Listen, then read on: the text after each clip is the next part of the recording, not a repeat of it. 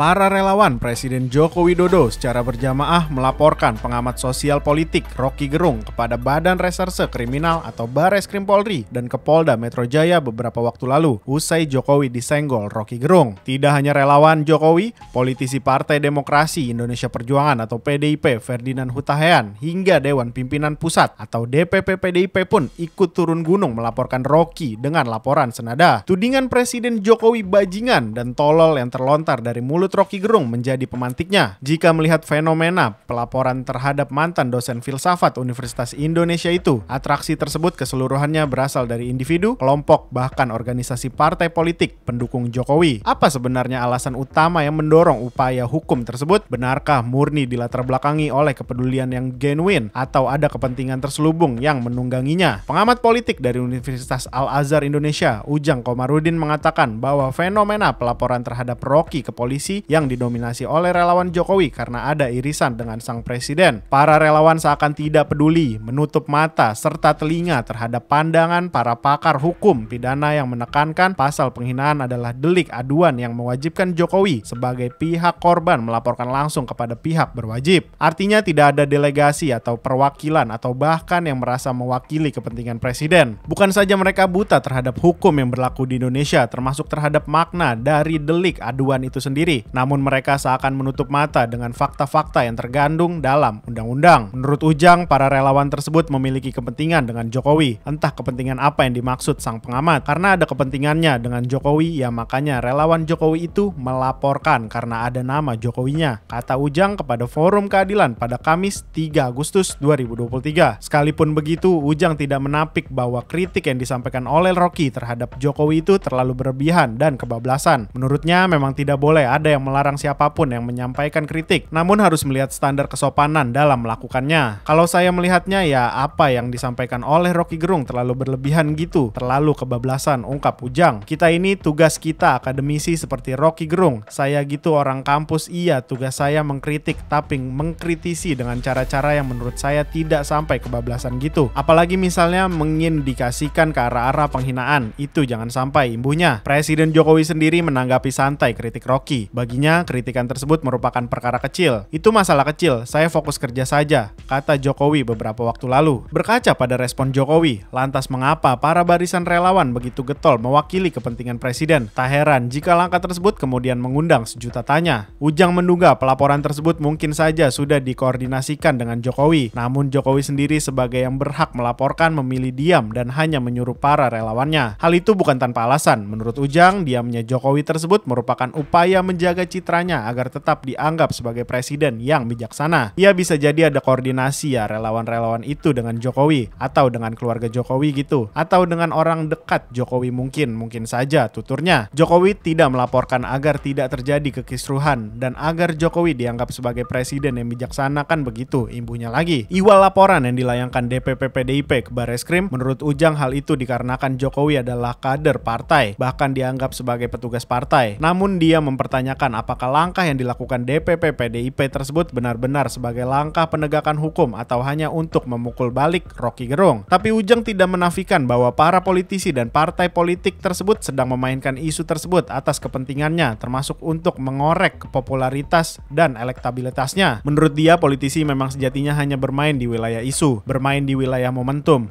Jika isu dan momentumnya ada, maka tidak disia-siakan karena lebih efisien untuk menaikkan elektabilitas. Ya biasalah, selalu saja ada yang bermainlah dalam konteks apapun. Ada momentum apapun, ada isu apapun begitu. Itu kan setiap politisi bisa berselancar gitu. Bisa memainkan isu termasuk kepentingan untuk yang paling penting mengorek popularitas, keterkenalan, dan elektabilitas, kan begitu paparnya. Berbeda dengan Ujang, peneliti utama Badan Riset dan Inovasi Nasional atau BRIN, sekaligus pengamat politik, Siti Zuhro menyoroti keberadaan buzzer RP dalam perkara pelaporan Rocky Gerung ini. Menurut dia, para buzzer RP itu dibayar untuk menjalankan tugasnya, yaitu membela apapun yang diperintahkan atasannya. Itu artinya pelaporan Rocky ke pihak berwajib oleh relawan Jokowi dilakukan sebagai jasa balas budi usai mendapat upah sebagaimana yang sudah disepakati. Kalau ini benar adanya buzzer RP, berarti kan dibayar. Lalu apa tugasnya? Kalau tidak menjalankan tugas yang sudah dibayar tadi itu kan, jadi ya harus membela fungsinya. Tugas pokok dan fungsinya kan membela apapun itu, kata Siti Zuhro kepada Forum Keadilan Jumat 4 Agustus 2023. Iya kan namanya namanya pendukung apalagi disebut buzzer RP kan gitu. Bukan rahasia lagi, ada pendukung, ada relawan, sambungnya. Sikap senada disampaikan peneliti senior Pusat Penelitian Politik LIPI Siti Zuro. Dengan lugas peneliti utama politik BRIN itu menyebut adanya muatan motivasi di balik seluruh tindakan politik, termasuk yang dilakukan oleh para relawan,